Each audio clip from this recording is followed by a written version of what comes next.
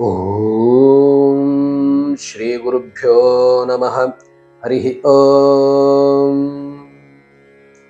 ಶ್ಲೋಕಾಧ್ಯಯನಂ ಇತ್ಯಾಖ್ಯಾಯಾಂ ಮಾಲಿಕಾಯಾಂ ಅದ್ಯತನ ಶ್ಲೋಕಃ ಅತ್ರ ಯುಷ್ಮಾಕಂ ಪುರತಃ.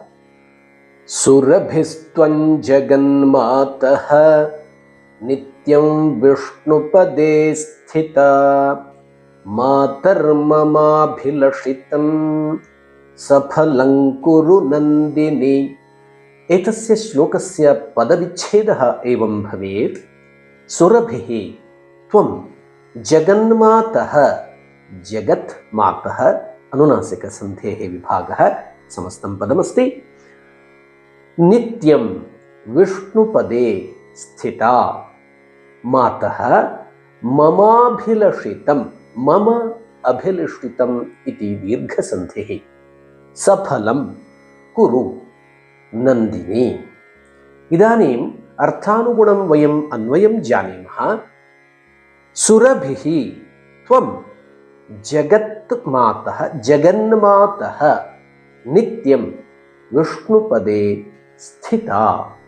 हे नंदिनी मातः, मम अभिलषितं सफलं कुरु.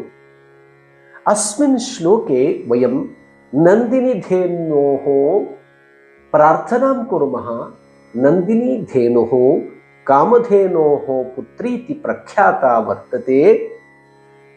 जगति इदानीं विद्यमानाः सर्वाः अपि गावः कामधेनोः अथवा नंदिनी धेनोः पुत्रीस्वरूपेण एव भवन्ति इति अस्माकं विश्वासः, अस्माकं श्रद्धा अथवा अस्माकम् आस्था विद्यते.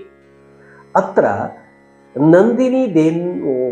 नंदिनी धेनोः प्रार्थना कृता.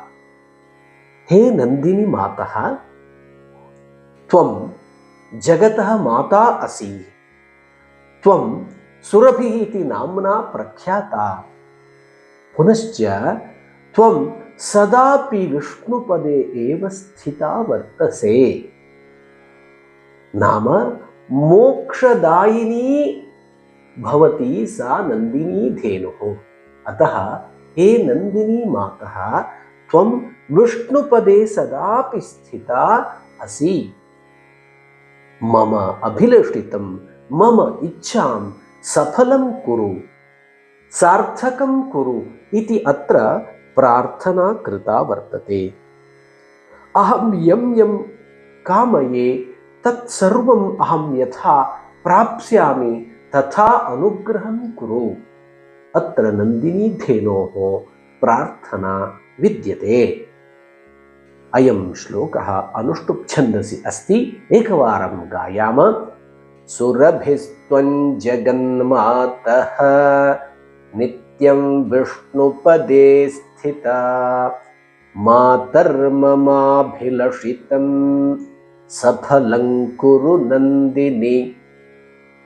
एतादृशं पुनरेकं श्लोकं स्वीकृत्य आगमिष्यामि. तावत्पर्यन्तं शुभमस्तु. धन्यवादः.